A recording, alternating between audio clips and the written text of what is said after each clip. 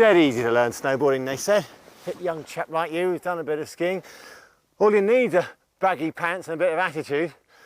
Well, I did sort of learn, but pretty badly, as you can see. Because what I didn't realise is there's a logical teaching progression. And there are people like her. That's Becky Malthouse, 6 times British champion. She's also raced on the ISF World Cup.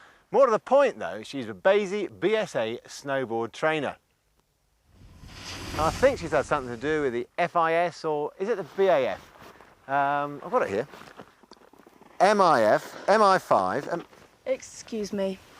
I think what he's trying to get at is that these organisations involved with snowboarding have developed a fast and simple way to learn to snowboard. That's exactly what I meant to say. And in this programme, we aim to show you how easy it is to learn this fantastic sport, so long as you get help from a proper instructor. In the first section, I'm going to demo the simple progression from standing on your board through to basic heel and toe turns. Then I'll find a couple of complete novices and hand them over to Becky to see if she really can get them motoring in just a couple of days. And after that, I'll look for a self-taught klutz with a load of rotten habits and straighten him out. You'll do. Oh, fine. And apparently, with my technique polished, in section 5 we stay safe on the mountain, looking at the rules of the road and how to make the most out of various weather and snow conditions. Next we examine the kit, notably the different board designs and binding setups, and see how the subtlest tweaks can make a significant difference to your performance. And in a self-indulgent wrap-up, we reveal what you might hope to achieve if you lose all sense of reason.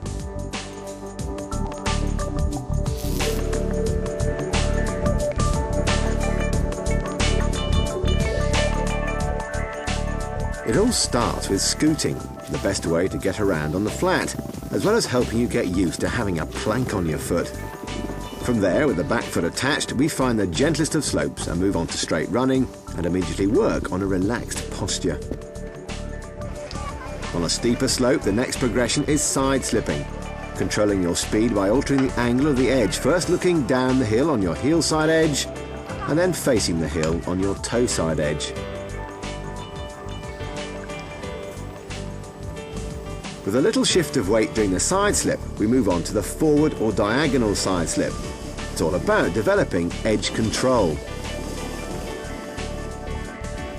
The next progression is the falling leaf, which involves floating forwards and backwards down the foreline, very much as the name suggests.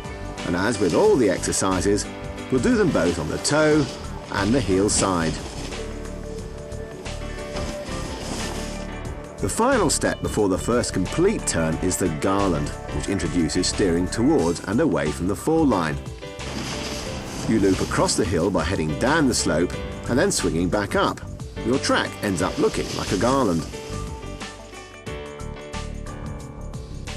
And then by linking all those sliding, weight transfer and steering skills, you get to perform your basic heel and toe turns. And there endeth the first lesson.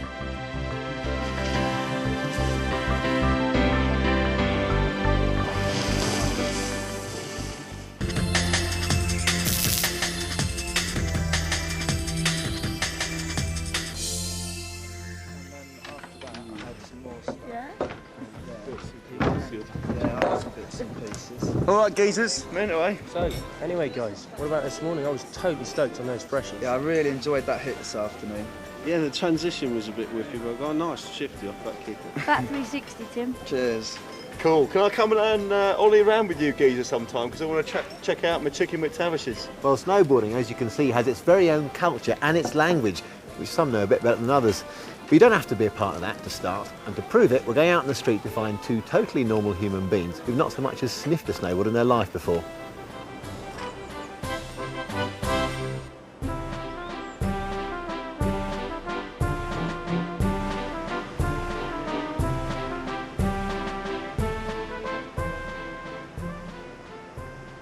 So, hair director, where do you reckon we're going to find these people then? Ski school, High Street? We'll try the high street, huh? Okay, let's go. Hey, check this out, Where? Come on, say, come on. Excuse me, I wonder if you'd mind asking you just a few questions. We're doing some snowboarding, and would you like to be a beginner? No, Entschuldigung, ich verstehe Sie leider überhaupt nicht. Good start. Perhaps an English speaker might be better. Come on, look.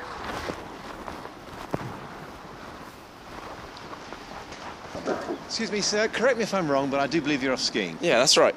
Do you know you've forgotten your sticks? Oh, not again. Never mind, never mind. How would you like to be taught to snowboard by the 6 times British champion? Yeah, that'd be cool. He must be brilliant. Sorry, Becky. Come on, then.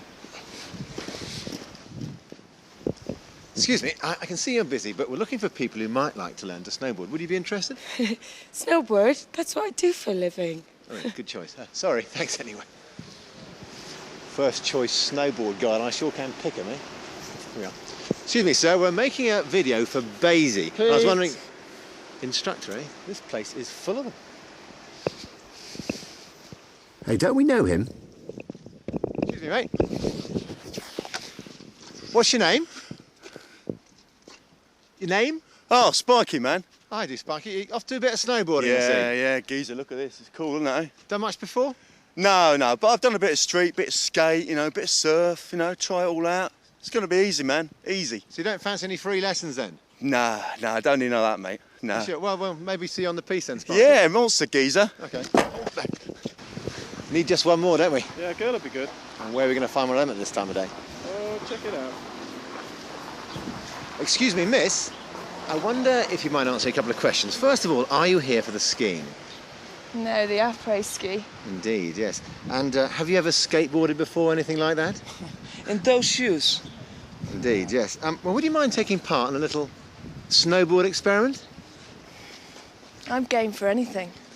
Well, first of all, I think we better get you dressed properly.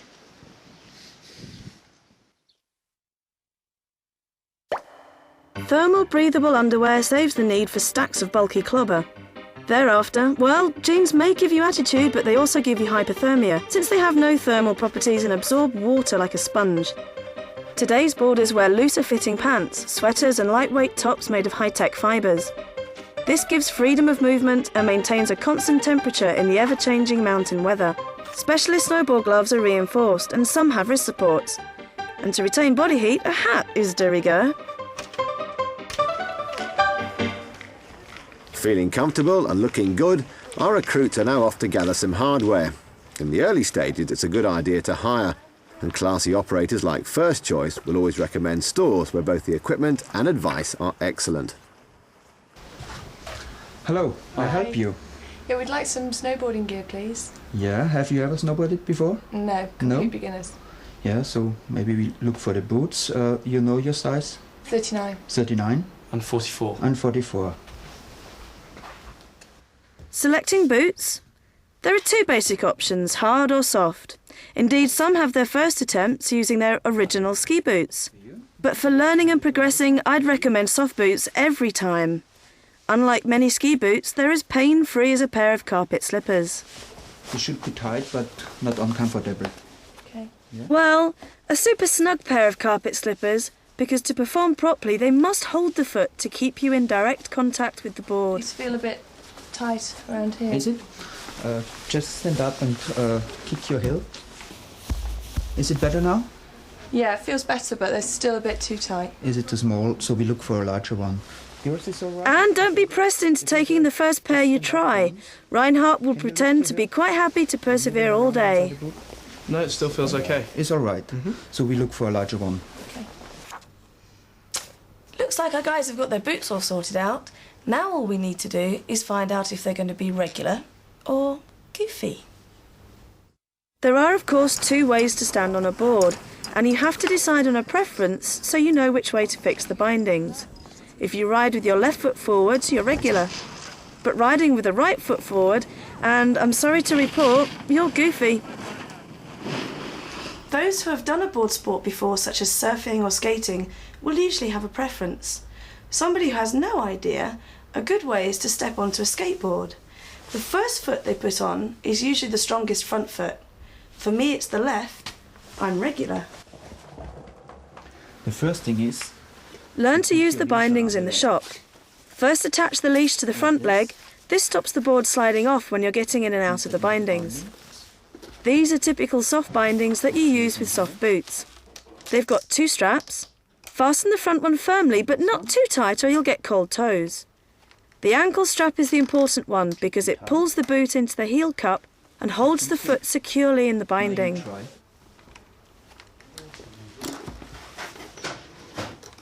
We'll be going into the business of boards and setting up bindings in more detail later on. The hire shop should set the width and angle of the bindings for an easy start. There are hundreds of different board designs. So what sort of board do I need? For a beginner, a short board is easier. Short in this case means not much higher than chin height. Why short? Because smaller boards turn more easily, and that's just about it. Hey, wait up you guys. Now, before we head off, we really need to check we've got everything we're going to need on the mountain. So, hats, goggles, glasses if we get the sunshine, gloves, lip cream and suntan lotion. Really important, even on a cloudy day, you need good sun protection. Lift passes. I think that's just about it. Shall we rock and roll?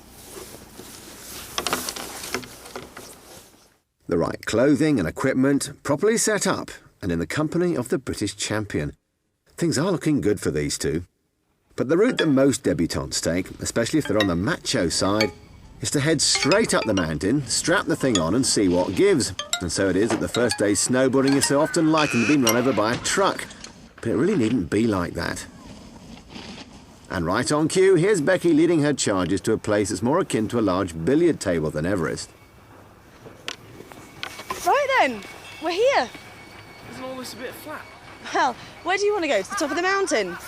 Don't forget, you've never snowboarded before, and we want to start off in a good way so that you can learn to get good balance on your board. First things first, I think we'll do a little warm-up. Warm-up? But I've been dancing in the disco all night. Yeah, but that was quite a while ago now. We need to warm up properly before snowboarding to lessen any chance of injuries. Right, pop your boards down out of the way. Make sure you put them down on their bindings because they don't have any brakes, and we want to make sure they don't slide off down the hill.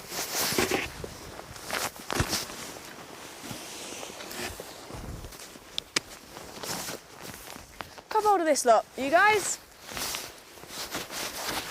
Just follow me.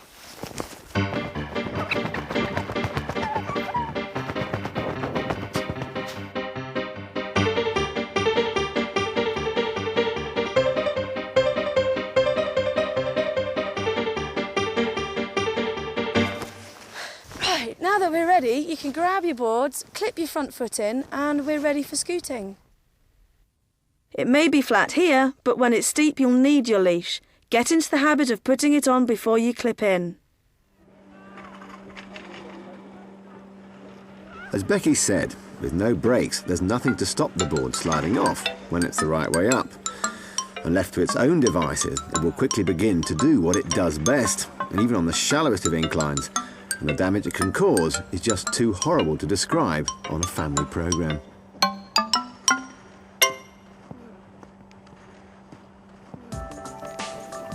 The aim of scooting is to keep the board flat on the snow and use the back foot to push along as if you were on a skateboard. To maintain your balance, you have to keep the weight on the front leg. Scooting is the best way to get used to being on your board. It's also handy for that whole drag lift thing later on. Now it's your turn. Because Annabelle isn't standing on her front foot, the board can't glide. It's all a bit of a struggle, really. Xander, however, prefers to gallop along with the board rather than let it slide. He just needs to leave it on the snow. With the weight more on the front foot, Annabelle looks a lot more comfortable, but how does she feel? Whoa, Annabelle. First time on a snowboard, how does it feel? Oh, I'm really not sure about this at all. Why? Well, it just feels really strange having something strapped to your foot. You are making a bit of progress, though. Yeah, I suppose I am. Maybe I'm getting there.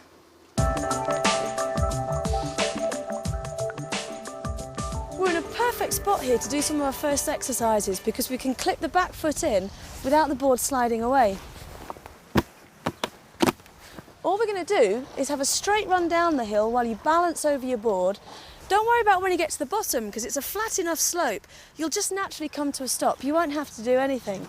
So just give yourself a wriggle to set off and don't forget to smile. This is where we sort out your basic posture. That's to say, the way you stand on the board. It's the foundation for all advanced riding, and getting it right now will save you a lot of grief later on. To end up nice and relaxed on the board, you should turn your head to see where you're going, keep the hands slightly away from the body to help you balance, have your upper body facing the same direction as the front foot, and keep the legs gently flexed with the weight shared equally between both feet. The guys both look a bit tense on their first runs, which is only normal. Annabelle's aeroplane arms show she's probably using muscles she never knew she had. However, this exercise takes her mind off things and helps her loosen up. And this one exaggerates bending and stretching the legs, which is going to be a key element of turning later on.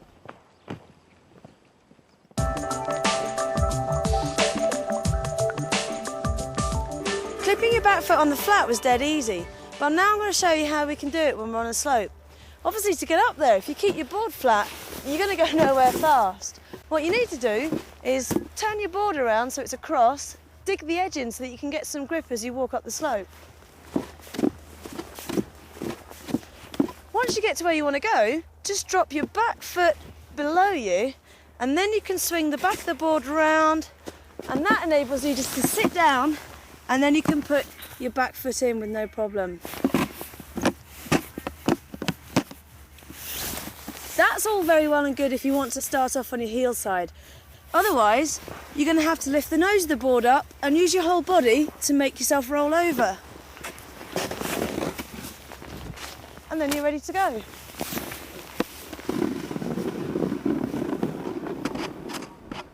Well, despite disco fatigue, Annabelle storms away. With a bit of practice and coordination, you'll soon fly uphill.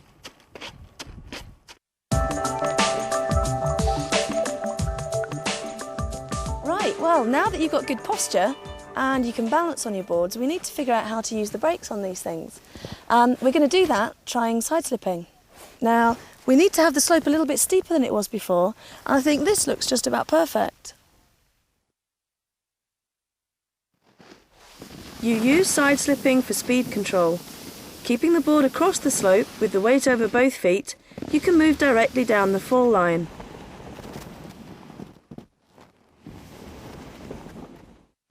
To speed up, stretch the legs and flatten the board to the snow slightly.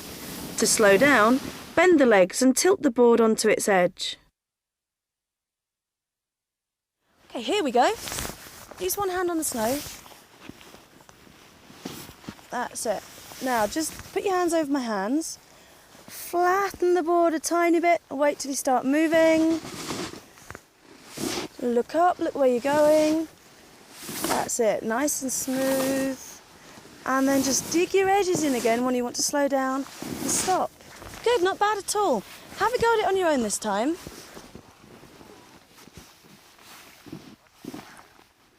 Is that a bit tricky? All right, try this.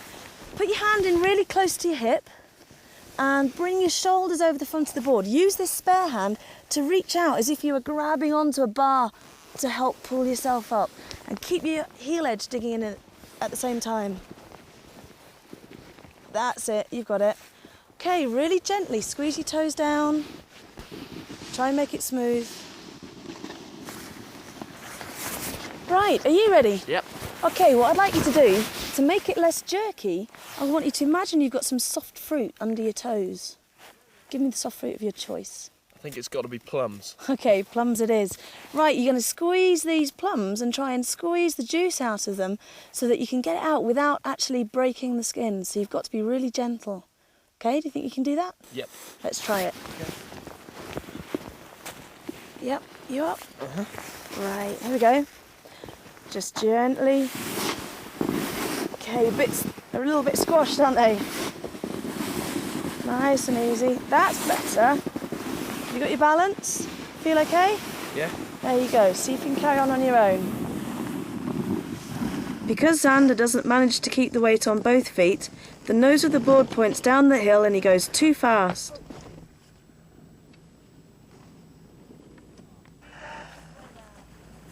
And here's another classic mistake. If you flatten the board off too much, you'll catch the downhill edge and take a tumble for sure. And after a tumble, always swing the board across the slope before you stand up. Believe me, I've had plenty of practice.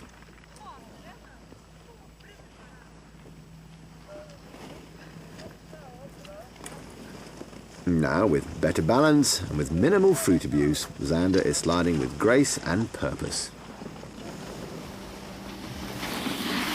Xander, it seems to me that your plums have got a bit more juice in them now, and your edges are controlling better. What's Becky told you to make the difference? I think it's purely down to flexibility. Initially I was a bit rigid, but then Becky told me to start bending and stretching my legs a bit more, and that seems to do the trick. Off you. Thank you.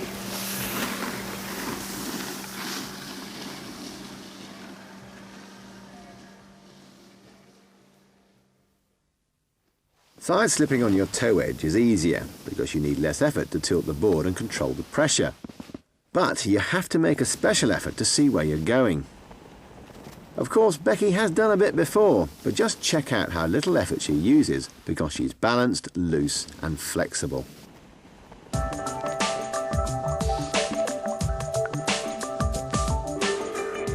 With the diagonal side slip, you can start to change direction. A small shift of weight towards the nose of the board means that you'll side slip diagonally across the slope. Xander finds out that flattening the board makes it turn towards the fall line and he's off. Annabelle keeps the edge gripping along the whole length of the board and shifts her weight well, but her straight legs make it a bit of a bumpy ride.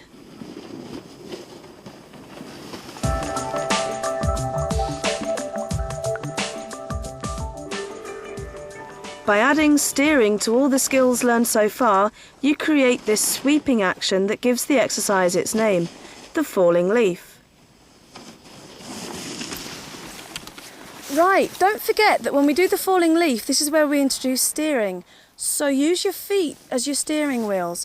Press down your toes on one foot, and that encourages that end of the board to slide down the hill. Then you can take over with the other foot, and that's how you get this swingy, falling leaf motion. Okay, yeah? I'll give it a go. Great. This time Xander gets the technical bits right and his no-fear attitude allows him to deal calmly with the acceleration. At the moment, Annabelle lacks that confidence, and because she doesn't want to pick up any speed, she never flattens off either end of the board. So Becky decides to move down the slope with her to lend a hand. That's the advantage of having an instructor.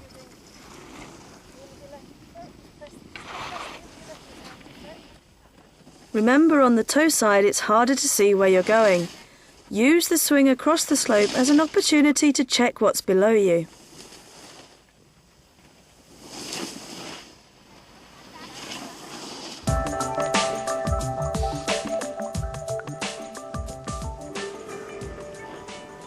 The Garland is a series of falling leaves in one direction across the slope. It lets you practice the beginning and end of the turn, but without ever having to cross the fall line. You start as per falling leaf, shifting the weight a little onto the front foot to help you steer towards the fall line. You slow down by steering with the back foot to bring the board across the slope, finishing with the weight spread equally on both feet. OK, chaps, follow that. Becky recognised that Annabelle was more mobile on the dance floor than she was on her board, so she gave her this exercise. Stretching as she turned towards the fall line, then bending as she slowed down to improve her steering. By contrast, Xander already had an over-enthusiastic torso, so Becky reined him in by making him hold his knees. He then had to concentrate on turning with his feet and not his upper body.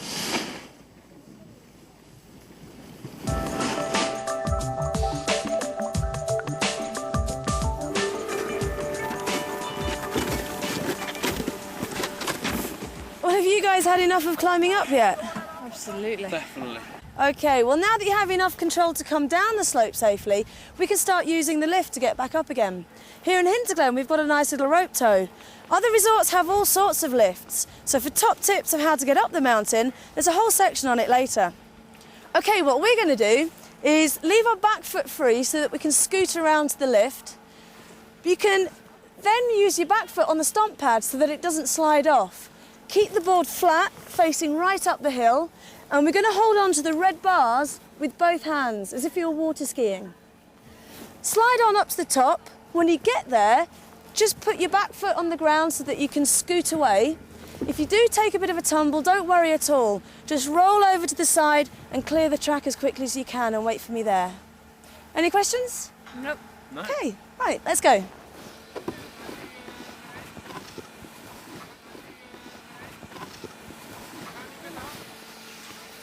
Right, get your board nice and flat, pointing up. Stand your foot on the back. Have you got balance? Yep. Right, there's a handle coming up. Get ready to start gripping. That's it. Keep your arms straight. Keep the board flat. We'll see you at the top. Okay. No problem. Xander gets the landing exactly right. As soon as he reaches the top, he scoots well clear before sitting down to clip in his back foot. So let's recap. The aim so far has been to develop a relaxed posture, good steering skills, which then lead to better balance, and leave our guys at least in fine shape to try some basic turns. Okay, Annabelle, we're going to try some basic turns. So like the Garlands, we're going to steer down the hill, but instead of going to all the trouble to turn back across, we're going to make it easier and we're just going to carry on steering the way we started. So I'm going to come with you and I'm going to help you through the turns. Okay. So just let me hold your hands. I'm going to use your front foot as your accelerator. Push it round, onto your toes, slow down with your side slip. Perfect. Now, stand up nice and tall. Use your front heel as your accelerator. Keep steering round and slow down with that. That's perfect. Now we'll do one more turn. Stand up, weight onto your front foot, use that accelerator, start sinking down. Excellent. Feel good? Becky's turns are a lot more flowing because she's coordinating all the movements. The chief difference between this and the Garlands is that the edge actually changes during the turn.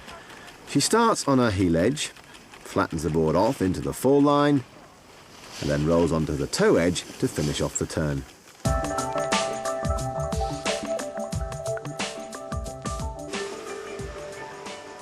Annabelle's turns didn't start too brightly. On the first attempt, she didn't even make it through the fall line. Shame about the glasses. Then things began to look up. This time, the glasses stayed on. She kept tripping up because she was rushing the edge change. She got away with it on the heel side, which is easier, but not on the toe side. She made her first successful turns on both sides when she let the board roll flat before tilting onto the new edge, even though at this stage she resorts to throwing her upper body around. Eventually she gets the steering and bending and stretching right, and it all looks rather smooth. But she really slapped the icing on the cake when she let the board run and got a little speed up. With the weight off the board, she began to flow like a true pro. Hey, Annabelle! Slow down! That's incredible. Now, did you honestly think when you came here on your après ski holiday that you'd leave knowing how to snowboard? Absolutely no way. But in the beginning you did have just a little bit of a crisis, didn't you?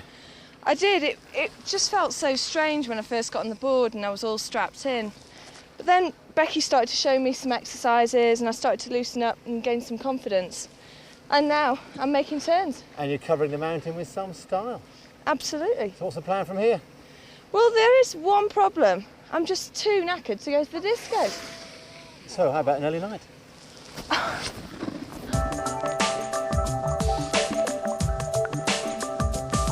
Xander's technique is temporarily put aside as he puts all his concentration into just getting round those turns. He just needs to remember the basics.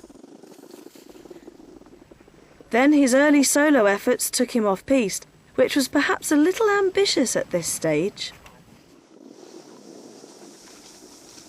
But a bit more speed and confidence, and he's starting to incorporate the good techniques he learned earlier. Then, off on his own and full of youthful bravado, he goes too fast and it all starts to go a bit pear-shaped. He disregards everything he's learned and adopts a sort of Quasimodo survival stance. A common fault with many who don't take lessons. It didn't take long to remind Xander of the basics, and once Becky got him to stand up again and slowed him down a little, he soon began to coordinate all the steering and weight change elements needed to make smooth basic turns. Xander looking a lot better than yesterday. Well, I have to say, you look quite sort of hunched up and out of control. What's Beck told you that's made all the difference? Well, I think the main tips were that she said, keep your hands over the ends of the board, make sure your shoulders are nice and high, and make sure your knees are bent most of the time, especially when you're slowing down. So what does that make you feel like when you're boarding? Brilliant, it's just so much more comfortable and just much more confident as well. Excellent. By the last day, his body language reveals all. He is totally into the thrill and exhilaration of snowboarding. From this point on, he just needs a little help as he keeps progressing to make sure he doesn't shoot off the rails as he did before.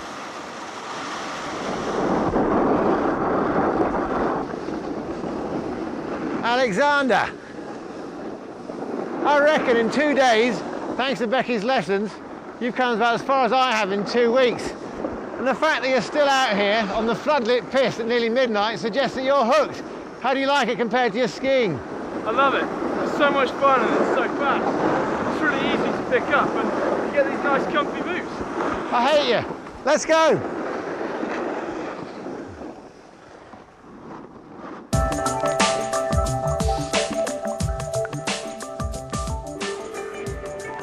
As promised, here's our further guide to getting up the hill.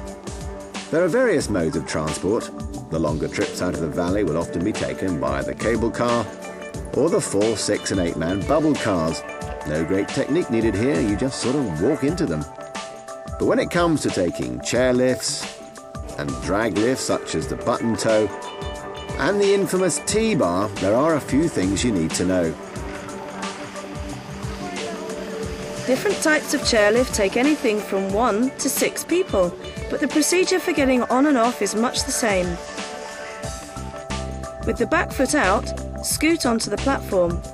Look round as the next chair arrives, catch it with one hand and sit down. After a clean takeoff, pull the safety bar down and lift your board onto the rest. As for getting off, lift the bar well in advance, edge forward to the front of the chair, make sure the tip of your board is up and then slide away with your back foot on the stomp pad.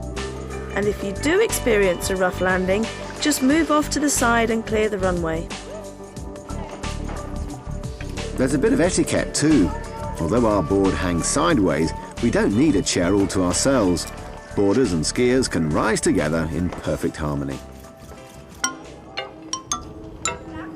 And when getting off, it's really not the done thing to use your fellow man as a mobile crutch, then head off at right angles to cut him up. Hold your line until you're well clear.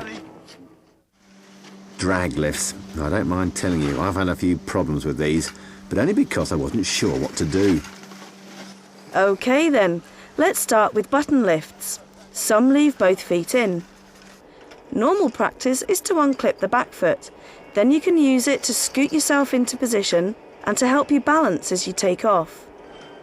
With the board pointing up the hill, grab the pole, slip it behind your front leg, bend a little to absorb the pull before putting the back foot onto the stomp pad. From there, it's a case of relaxing, keeping the board flat and letting it follow its own course over the ruts. As you reach the top, pull the pole with both hands and throw the button away. Make sure you scoot out of the way before the next bloke has a chance to run you down. T-bars were originally designed to drag 2 skiers and not 2 laterally mounted boarders. So Spiky can perhaps be forgiven for his unconventional approach, although he probably used less energy walking up. But where there's a Becky, there's a way, and just by tucking a prong behind the front leg, you hitch a painless, uncontorted ride to the summit. And if you weren't friends at the bottom, you certainly will be by the time you reach the top.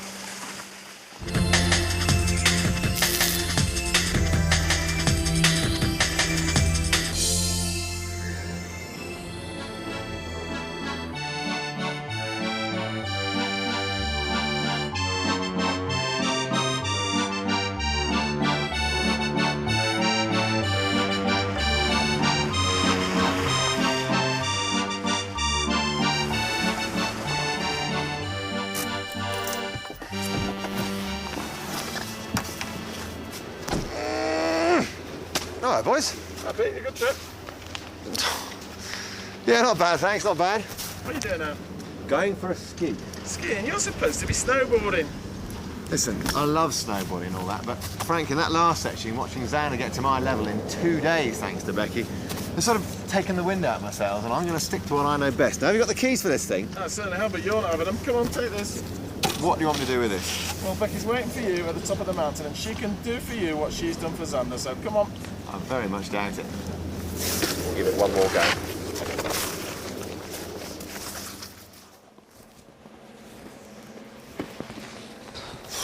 Well, made it, finally.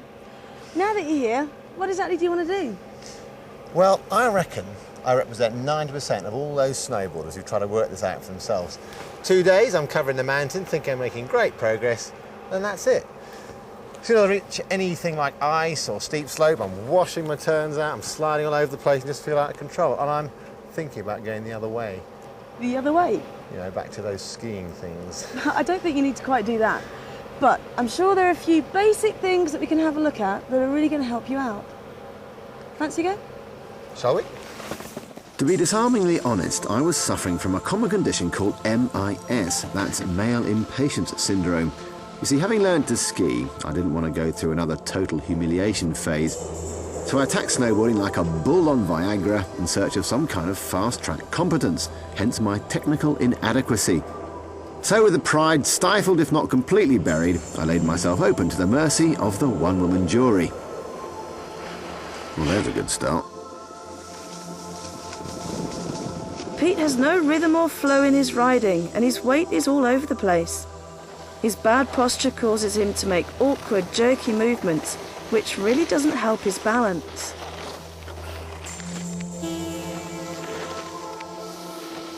He doesn't bend his legs, so he ends up turning the board by throwing his upper body around, which won't do at all. We've got to take him back a few steps before he can get onto the stuff he really wants to do. So here's the plan of how we're going to rebuild him.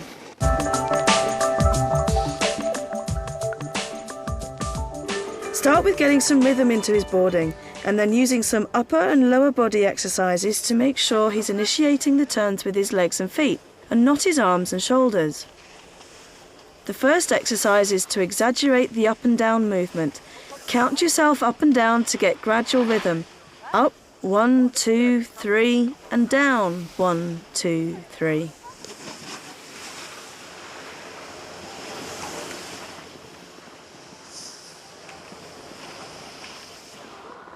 Oh, 1, 2, 3, 4, 5, 6, 5, 6, 7. I suppose I look a little better. My legs aren't quite as straight and there is a hint of flex.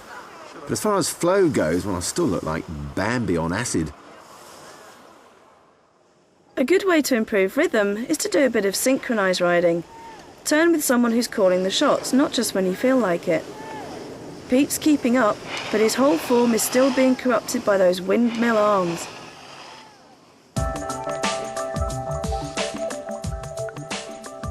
Here's an exercise to neutralise his upper body.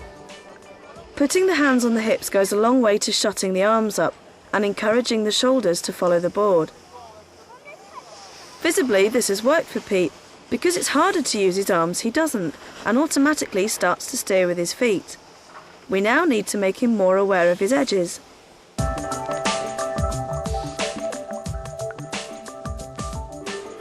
In this exercise, the hands imitate the feet as they make the edge change. So for the toe side turn, drop the front hand as you press on the toes of the front foot. Drop the back hand as you press on the toes of the back foot. For the heel turn, tilt the front hand as you tilt the front foot, and tilt the back hand as you tilt the back foot. First hands on hips, then she has me wafting around like a drag queen. I was seriously worried about my social standing. However, this exercise was a revelation. Firstly, I'd never deliberately changed the edges with my feet before. It had just sort of happened, or not as the case may be. And I'd never been aware of the feet working independently, nor of that forward and back shift of weight. It's now a whole new board game.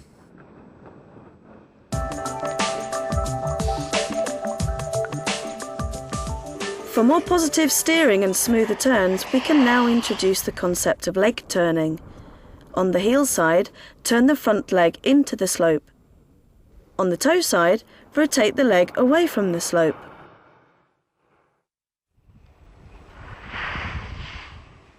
This seemed an odd one, in that with the foot locked to the board, what good would turning a knee do? But it does work. It seemed to help me anticipate the turn and got my body moving in the right direction. When I first decided to give this a go, I thought, I'll have no problem because I've done a bit of surfing and all this is surely surfing the mountain.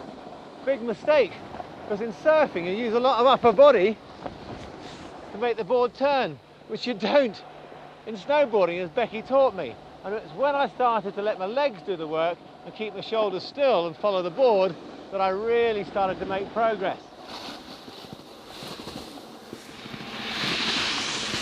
Well, Pete, how do you feel now? Can't believe the difference it's made. I mean, and it's only simple things you said, isn't it? Everyone thinks it's just so complicated. Well, we've tried to keep it nice and simple so it all makes sense in bite-sized chunks. But what do you want to do next? Well, I still feel, having watched you go down, that when it gets steep and a little bit tricky, I tend to revert back to my old habits, and I still don't feel that edge control I got on the skis, so a bit of carving and that sort of thing would be really useful. All right, what we'll do then, we'll have a look, we'll try some carving on nice easy slopes, and I think we'll also try and tackle some steep bits and what to do when it gets icy. And how about paths? I hate paths. I think we'll have a look at those as well. Okay.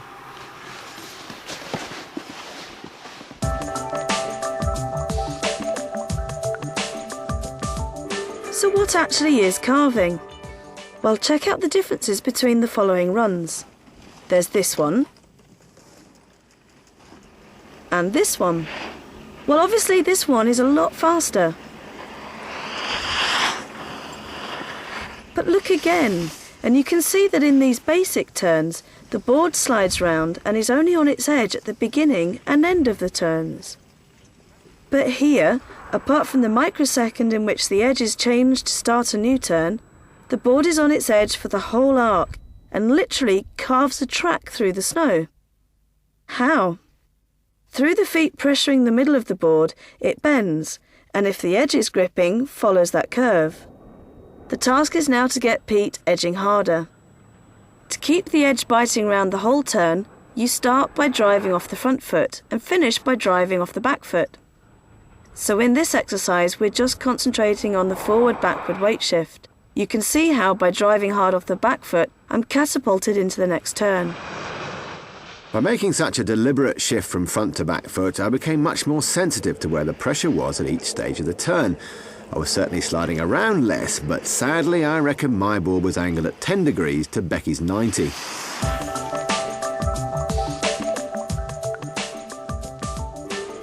It's true. The more you tilt the board, the more the edge bites. As a way to help you tilt it more, imagine you're being paid millions by a board manufacturer and are duty-bound to show the world the logo on the bottom.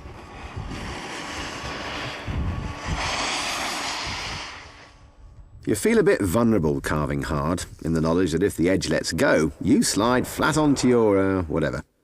But this exercise helps you take your mind off that, and perhaps the sponsor isn't ecstatic with the amount of exposure he's getting, but on the heel side especially, the need to show my bottom made me think really about lifting my toes. The result, a lot more grip.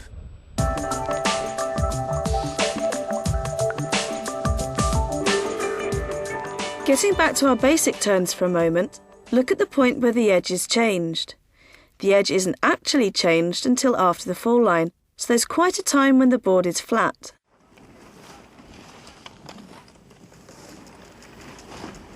In the carved turn, the aim is, of course, to keep the board on the edge. So this final exercise is all about changing the edge as early as possible. In contrast to the basic turn, you can see it happens well before the fall line. The board is flat for only the briefest moment. Changing the edge so early to begin with made me feel as if I was going to trip, but only because I was going too slowly. But as soon as I picked up speed, I could apply pressure to the board, felt it bend, and really began to leave my tracks in the snow.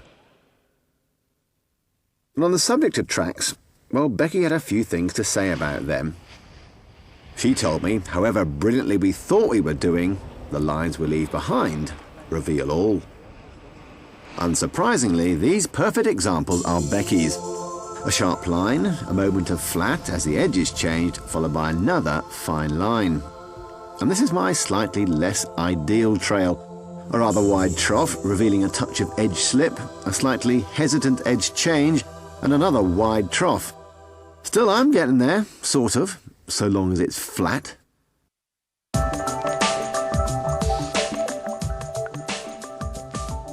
Here I am on the steep, and it's the same old story. I hit the fall line, panic, lean back, catch an head, and it's good night. The exercise to get Pete onto the steep slopes is the hockey stop. So called because the aim is to swing quickly to a halt like an ice hockey player. Let the board run into the fall line and with a big sink down, turn across the slope. I suppose what was worrying me was that on a board, unlike my skis, you can't control your speed in the fall line with a little snow plough. Acceleration equals panic equals return to my old mistakes. Note the shoulders. But with a few goes, I realised that I just needed to do everything I was doing before, that's the up and down, the edge change and the knee steer, but a bit faster and more aggressively. Steep slopes, no problem. I like your confidence, Pete. All you have to do now is link those hockey stops and you can handle just about any slope with style. We're talking about fundamental changes in my technique. I suppose it's got to be the edges. And since Becky's got hold of me, I've now learnt that they're my friends rather than my enemies. Because when I learnt, I fell over so many times tripping up on them that I began to mistrust them. But now I can let the board run on its edge. Of course, it'll cut through all the bad snow and give me that extra control when conditions get steep like here, or just really cruddy. And that's all I'm thinking about, staying on them.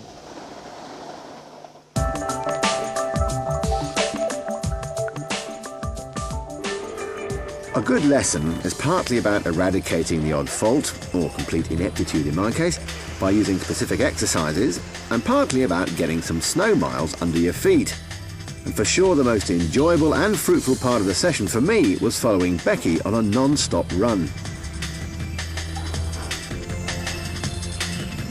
The brain has a habit of trying to work too hard, and sometimes, if you make like a kid and copy the person in front, your body just does things you never imagined it was capable of.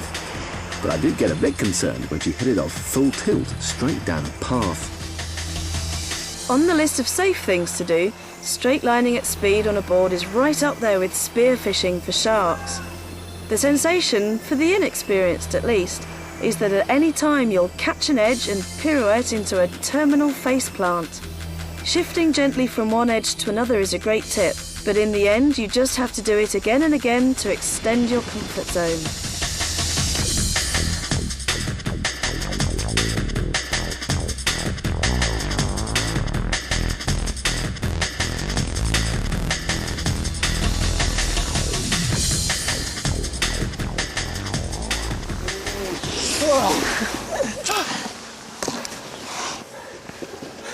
Well, that was certainly good for me. You know, following you down there, and in some pretty wild places I might add, was just brilliant, because not only could I try and mirror you, but because you were choosing the line, I could just concentrate on all those tips and techniques you gave me. You know, the best bit is when we got onto the steep stuff, just by trying to stay in your tracks, I naturally carved harder without thinking about it and felt my edges. Fantastic. Good. Now that Pete has got a good grasp of the basics, we can maybe go off and learn some tricks. Before that, let's have a look at how to stay safe on the mountain.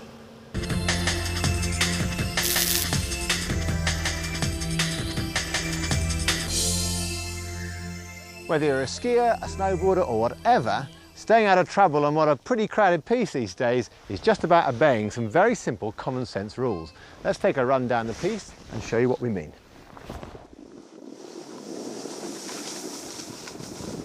Snowboarders have been cast by skiers as the scourge of the mountain for their lack of road sense. Perhaps with a little justification. OK, they do tend to take a different line and use the piste differently, but the following rules apply to anyone using the slope. Now technically the uphill boarder or skier has to keep out of everyone's way on the downhill side, but don't tempt fate by just pulling out. Always look up the hill first before setting off. We're quickly learning that it's not a good idea to be in the same country, let alone the same slope as Spiky. He starts as the uphill rider and should have given Pete room to make his own line. So even though at the point of impact he's on the downhill side, he's still in the wrong. Of course, the uphill player holds all the cards. He has full view of what's going on downhill and therefore should be able to predict people's movements and pick a safe line. So when you're overtaking, you're absolutely duty-bound to give those in front a wide berth, just in case they make a sudden change of direction. But boarders do have a specific vision problem in that they have their back to the world as they turn onto their heel side. So make a special effort to check behind you before making that heel turn. Now it's time for a rest, but where? This is not a very good place to stop. I'm right in the middle of the piste, in the way of everybody, including the ski schools.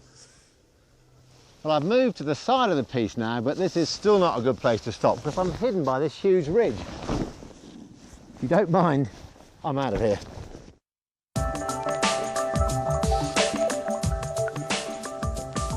The way to stay safe is simply to head for the slopes that best suit your standard and ambitions. Every resort will offer you a free piste map marking the whereabouts and the names of the runs. They're colour-coded according to difficulty, and you'll find a series of markers to highlight the route. Blues are easy runs. You can be more or less guaranteed that on a blue run, it'll be shallow, wide, and with no evil drop-offs. Red pistes are aimed at intermediates. They'll have steeper and possibly narrower sections, which will demand better board control. Black runs are for experts only. And a true black run is genuinely steep, and because people are consistently side-slipping and edging hard, the surface is often bumpy, rutted, and hard-packed. And to be honest, what makes a run difficult is not so much the gradient as the snow conditions. So what do boarders need to avoid? Ice. Ice can make a blue run feel like a black, although Becky will be offering tips on how to handle it shortly. And those bumps. You see, bumps or moguls are made by skiers, and often there's not a natural way through them for a board. They do represent a bit of a challenge though, but it's more of an exercise in achievement rather than pure free-flowing enjoyment. However, the little bumpettes on a shallow piste are excellent for helping you initiate and then link your turns, something converted skiers will relate to. So what else is there to look out for? It's really just a case of being aware of all the signs, like slowing down at bottlenecks, taking special note of off-piste advice, and not going down closed runs. Believe me, the patrollers don't put the warnings there for a laugh.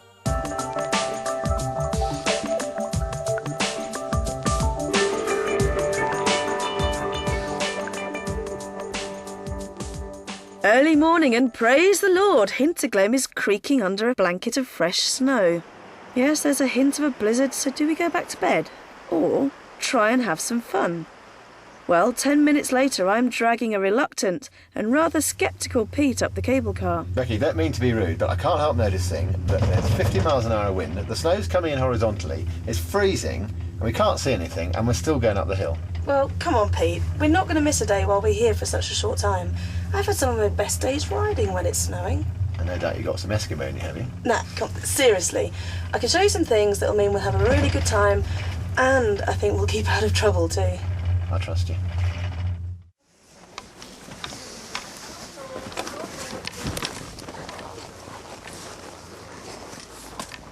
Becky, before we go on, I have to say, I can't see much. Well, it does help to have a good pair of goggles. You need a double lens and an anti-fog system as well. There's one surefire way to get them steamed up, and that's put them on the top of your head. What's wrong with that then? Well, all the hot air goes up through your hat and steams them up really quickly. You calling me hot-headed? Well, you know, it's been said. Well, I think you should take me away from all this. Yeah, I think best plan is we head down to the lower slopes, try to get down into the tree line maybe. We should be very sheltered down there and get much better visibility. Let's do it. Come on then, let's go.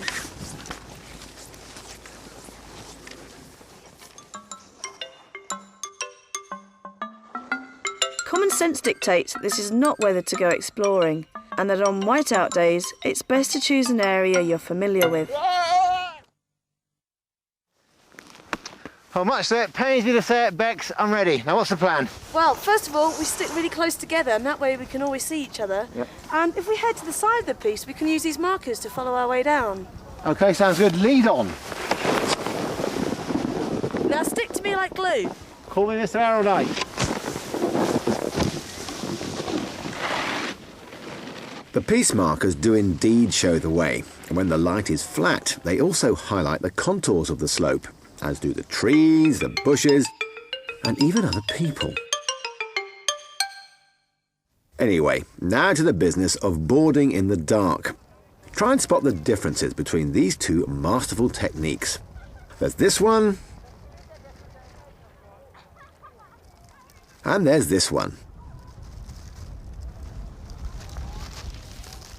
Yes, I know, it's hard to tell, isn't it? Well, maybe not. It does seem that Becky has 20/20 vision because she's flowing over the piste as if it were silky smooth and lit by the equatorial sun. There's not a hint of an involuntary jump nor a moment of imbalance. But as for me, well, I was that unsure of myself that I might as well have been blindfolded. Oh, Becky, you look so smooth coming down through there. And as for me, because I can't see the bumps properly, every time I hit one, it just chucks me out of control. OK, Pete, well, you know, slow down a little bit to give yourself a bit more time to feel what's happening. Try using your feet to do the job your eyes normally do. Let them feel the bumps because you can't see them. Well, to be honest, you also need to be a bit more relaxed to react to the bumps as you find them. So basically, just loosen up everywhere. And apart from that, do I need to change my technique at all? No, not really. Stay to the same things. Just, you know, chill out. Remember, use your feet to do the job that your eyes normally do. All right, then, let's give it another go. OK. Developing those sensitive feet would come, I reckon, only through putting in a lot more snow miles. But I could at least kid myself I was getting better, because the trees were really breaking up that flat light. My only concern now was that we were eerily alone. Wait. What's up? We've run out of piece markers. I'm not panicking or anything, but where are we? Right, just listen. Yeah, What can you hear? the subtle sound of a lift. Yeah, exactly. Remember when we looked at the piece map? We needed to keep the cable car on our left-hand side, and I can hear it over there, so if we head off that way, we should be fine. I'm so glad you're here. Let's go.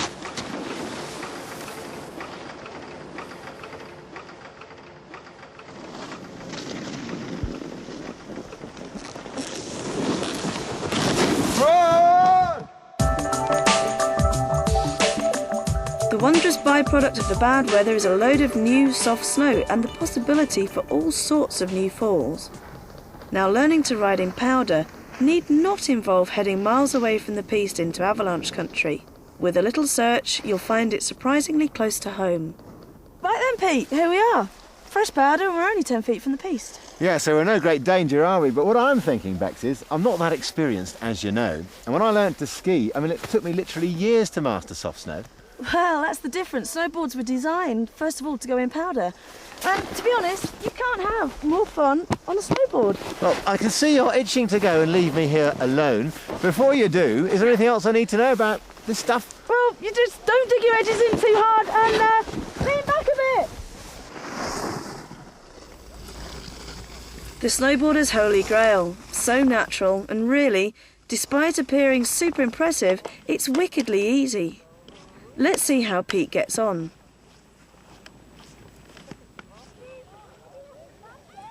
I was expecting to get up and then immediately crumple in a heap.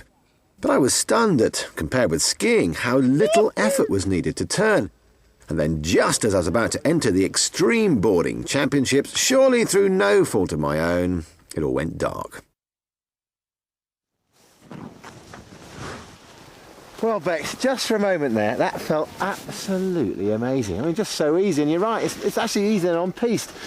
But I don't know if you noticed at the end, I lost my nose and a little problem, and I just felt maybe this isn't the right board for the job. Yeah, I did see that. You can actually get specialist powder boards with great big long noses and short swallowtails.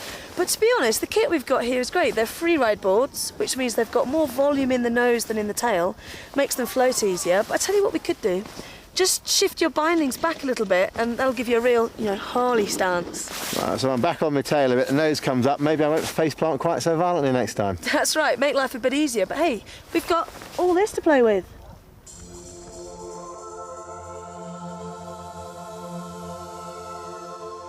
Snowboarding in powder is all about rhythm and using one turn to project you into the next. As I said, the basic technique is exactly the same as for the piste, but with a bit more back foot pressure.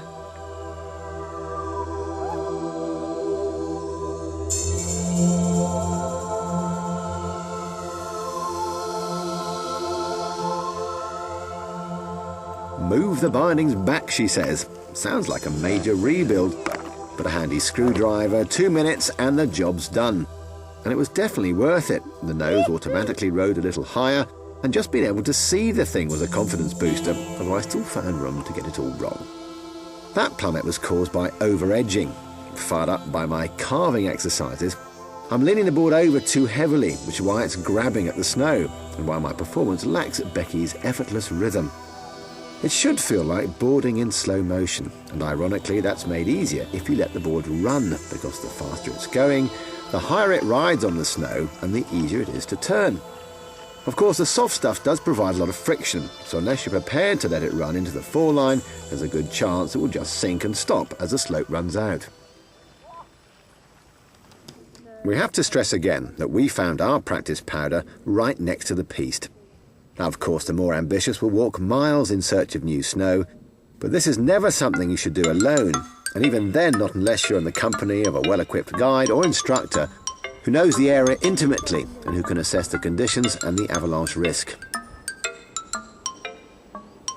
Now, what may seem like a rolling field of virgin snow may be hiding holes and dips.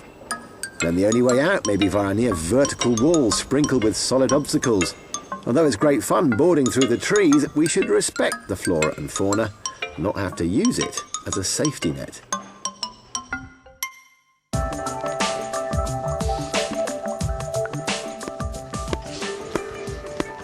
Trip an edge on that and you're gonna die. It's rock hard. I thought snowboarders stayed in bed till midday just to avoid this sort of thing. Well, you're right, it is pretty hard, but we're lucky we don't have that blue ice, that shiny stuff. Ooh, that's a real snowboarder's no-no. All he can do with that is really slide over it until he gets the next piece of snow to turn on. But here, all we need to do is concentrate on edging really softly, letting the pressure build up gradually, making no jerky movements. If you follow me, we're going to make some nice gentle turns. That is my cue to follow you down, is it? Yep. Well, happily, as Becky mentioned, ice is not something we seek out by choice. You can hardly call yourself a complete boarder unless you can handle the stuff. Despite not enjoying the conditions, Pete's not doing a bad job of following me down this slope. I grip on the ice by tilting the board gently but confidently and being fluid enough to make adjustments to my balance. Because Pete doesn't have quite as good balance, he doesn't really tip the board enough. I have to say that even though it was a little noisy and hard on my old knees, this session taught me more about my technique than any other. See, the problem with ice is it's unforgiving and exaggerates the smallest technical flaw in your boarding.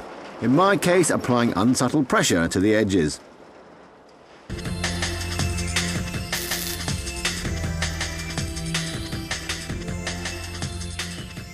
When you watch a real expert, you get the impression of someone in total control of their body, but you also get the feeling that they've chosen the exact right board and setup for their particular brand of lunacy. Now, I'm not one to make excuses. Well, I am actually. But I was beginning to wonder if my gear and not my lack of brilliant technique was maybe, perhaps, hopefully preventing me from obtaining total mastery of the art. And happily, Becky agreed to lead me along the path of enlightenment through the equipment jungle. Now, Bex, I really do want to learn about this equipment, but you never said your particular jungle was halfway up Mont Blanc. Well, you quit your snivelling. Look, we're here now. OK, start me at the beginning. Well, this is the board that Annabelle and Xander were learning on. It's perfect for it because it's a nice, soft, easy flex, has a large side cut, and fairly short we chose. Right, so let me get this right. Easy turning, that's big side cut, soft flex, and short. What about chin height? Yeah, that's about right. And bindings and boots? Ideal setup is soft boots and soft bindings. OK, lead me on.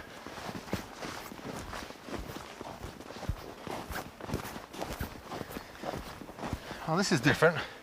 What's this for then? Well, yeah, it's different. It's a twin tip board, and these tend to be a little bit wider than the other ones we look at. That's great for people with slightly bigger feet, and it also means they're really stable when you land jumps. Wouldn't that width also make it a bit slower to get from toe to heel? Yeah, it does, but freestylers are more worried about being in the air and landing than they are about making turns on the piste. So they'll be using soft boots, soft bindings? Yep, really flexible freestyle boots. Right, this is all starting to make a lot more sense. Good. Take me to the next one. Well, I recognise this one. It's the one I've been using. Seems quite similar in shape to Xander and Annabelle's board. Yep, it is. It's still a directional board, and that makes it very versatile. Big difference is it has a progressive side cut, which is going to make it really grippy in faster turns. Is that what I think it is? Yeah, that's the wood core you can see in there. Wood makes a board really snappy. Snappy as in it's going to break snappy? Pete, hardly. Snappy is kind of sort of springy. OK, so a good all-terrain board for the more advanced rider because that snappiness, springiness gives them a bit more control at speed in turns? Yep, yep. What about the boots and bindings? Well, a free ride setup, and that means the boots are going to be a little bit stiffer. OK, on to the next. Wow, look at this sexy beast.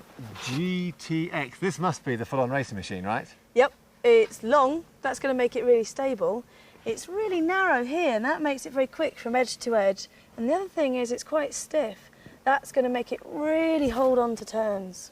OK, so with the beginner's board, we had a soft flex to make easy turning.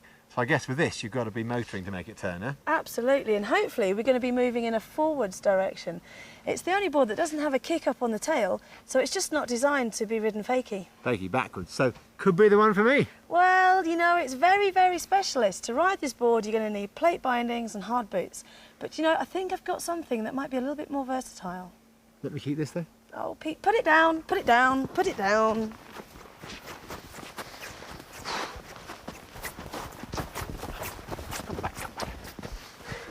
Check this one out, Pete. It's a real freestyle board, but it does have some alpine tendencies. Explain yourself. Well, if you look at the tail, although it's still quite square, it has a bit of a kick up. Not wider, though. Yeah, and that means you can use it with your freestyle boots, you know, slightly lesser angles. It's great to use with clickers. So, still good for speed, but a lot more versatile than the old race machine. Yeah, it's brilliant in border cross, where you need speed and air. Right, Bex, you see me ride. What really is best for me? Well, you know, I think I still have something up my sleeve.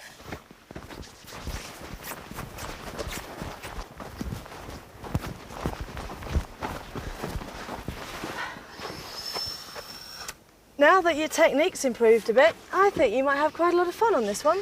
Certainly looks a business, and it's so light. Yes, it's stiffer too. It's going to be a bit more challenging, but top freestyle performance. I'll still be able to carve with it, though, eh? Absolutely. Now, there are no bindings on it just yet. Well, that is our next job. We've got to go and sort them out, set them up so they're absolutely perfect, just for you. Now, I really need to know about that, so let's go. No, before we go, what are you using? Well, it's actually very similar to yours. The biggest difference is a carbon layer that it has in it. It makes it really reactive. Good for everything? Oh, park, pipe, absolutely everything. That's why I love it. To the piste.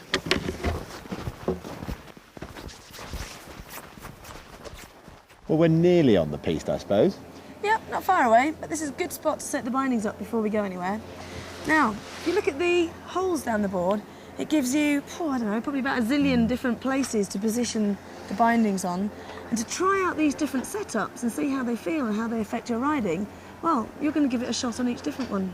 Right. Should be interesting. Oh, I hope so. Well, we can try with the bindings as wide as they'll go, something like that. down to as narrow as they'll go. We can also try them with super steep angles, something like 60 on the front, 45 on the back. Racy.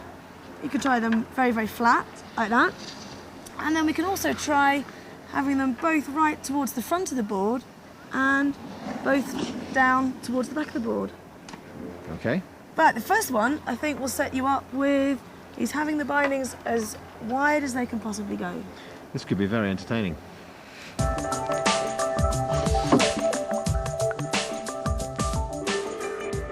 Becky wouldn't tell me what to expect from the different settings. Firstly, she said that was for her to know and for me to find out, and secondly because what ended up feeling good was down to board design, your size and weight, and personal preference. Now, I thought a wide stance would make me more stable around the corners, but instead I found it made me pressurise the ends of the board rather than the middle, which made it harder to carve and made me wash around the turns. It also made me feel a bit wooden and stopped me bending my legs, so I had sliding problems on the steeper slopes.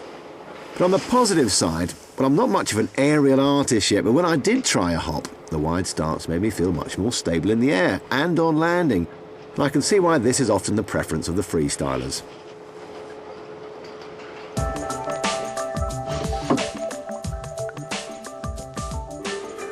With the feet close together, I expected to be all over the place, and was to start with, but after a couple of runs I began to relax and got well into it.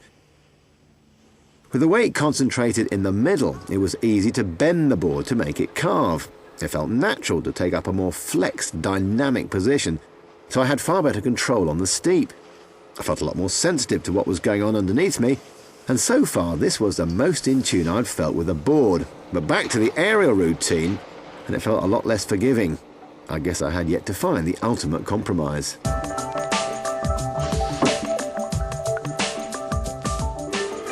With the bindings forward, I would surely be standing in the wrong place on this directional board. In fact, it seemed to turn really easily, but only if I kept the speed down. With so little board out in front of me, there always seemed a danger of piling over the handlebars, and I never felt like cutting loose.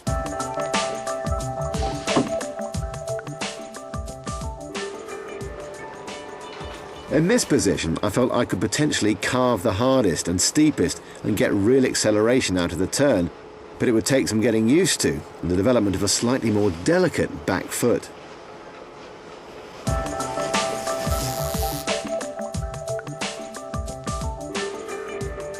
Now, I was really looking forward to this, because I've got a touch of the boy racer in me, and I've seen the severe angles the good guys use on their alpine slalom boards, but I can tell you they're welcome to it. It was scary. I felt the cartilages were going to pop out. I had no control of the edges, and anyone within 100 yards of me was in severe danger. I guess that's just a very specialist stance for a very specialist board that needs a lot of practice.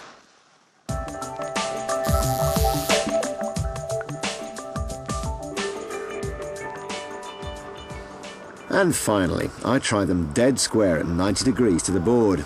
I like having them wide apart. It made me feel a bit wooden. It was harder to get dynamic. It didn't feel as natural to leg steer, and as you can see, I'm tending to slip around rather than carve. But there was a good side, and on the tricks front, it felt almost normal to ride backwards and even try the odd spin.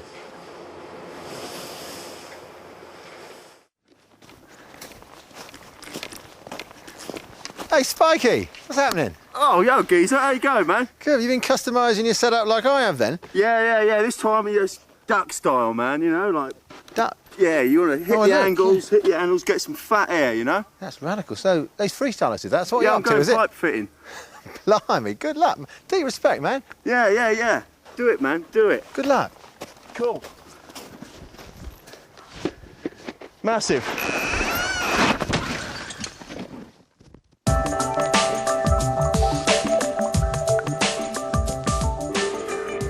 Pete, after all your experiments, what did you feel? Well, I certainly didn't like the extreme width. I much prefer them close together, but I think somewhere in between, but nearer close, if you like. Yeah, I think that's what we've got here. I've set them on about almost 21 inches apart from each other and a couple of inches back from the centre. So that'll give me a bit better performance for free ride and powder, yeah? Yep, you've got a lot more nose there to help you float a bit better. Also, with the angles, we've got about 30 degrees on this front disc and I think it's about 9 here on the back one. That's good, because I didn't like the extremes either, so that again is somewhere in the middle, isn't it? Yeah. The next job is grab your boot and put it in this binding. All right. As you can see, your toes stick over the edge way, way more than your heels do. So what we're going to do is undo all of these bolts here and move this whole unit back so that we can centre the boot across the width of the board, and that way your toes stick over the same amount as your heels do. Excellent. I noticed that you haven't got a stomp pad on here yet. Well, I know it sounds a bit noncy, but I do like that graphic, and it'd be criminal to hide it. Well, you have actually got a couple of options. When you're customising your setup, there are loads of different things you can do. I think we could try a few of these little bubbles. Okay, Yeah, that's much so better. I can see through then. We'll pop some of these on. Before you need to set off though, you've got to just try the straps on so that we can adjust these using all the different holes here. Adjust them so that they fit snugly and then cut off all the excess. Right. Another thing I've noticed, these spoilers are adjustable. I've left them where they are, but what effect do they have? Well, you can move them, and the more forwards you put them, then the more grip that gives you on your heel side turn, because it gives you a bit of leverage. Right. One last point to note, whenever you go out on your board, give all your nuts and bolts a quick check to make sure they're nice and tight, because they do every now and again work themselves loose. You've got a few extra bits here, I've noticed. What are they all for? Well, I did see a piece that I thought might quite suit you, see? I know, bloke would love that. Yeah. Leashes. You must have a leash on your board. You've got all these sort of jazzy things that you can get. But I see the one you've got is just quite a simple, and that hooks onto a ring on your boot. Simple is beautiful. Yeah, I mean, as I say, there are lots of things you can get. These toe jams, for example, stick on the end of your bindings if your toes flap over the edge to give you extra pressure and leverage there. So play around with them and get a really good setup that suits you. We're getting there, aren't we? We are.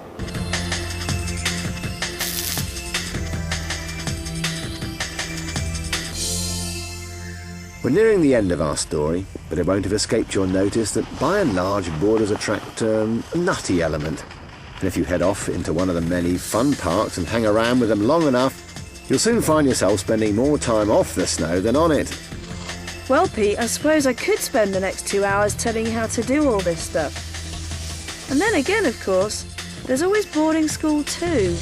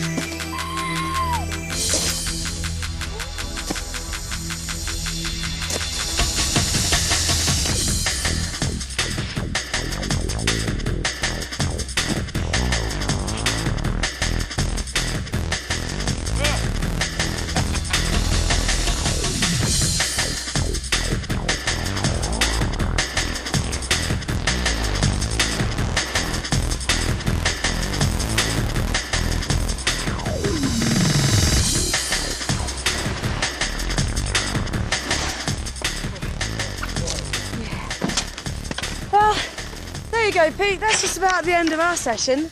I know you've worked really hard, but how have you enjoyed it? Well, Bex, I've got to thank you for basically rescuing my snowboarding career, which was on the rocks. I honestly didn't know there was that much to it, and especially in that last session. You gave me so many little things to work on. I know I'm nowhere as good as you yet, but I've got the incentive now to go out and practice all that. And I've got to say, I know you're off on a powder run with some of your mates, and I know you're sick of the sight of me. Would you mind awfully if I just tagged along? Well, I don't see why not. The more the merrier. That's okay, great. Come on, Daddy. Well, just open your eyes and then it opens out. Easy, easy. So can I come and cut some cables with you, yeah? Go and do some piece stuff. Yeah, that's fine to join in. You know what we're doing. All the merrier. You just watch out for bears.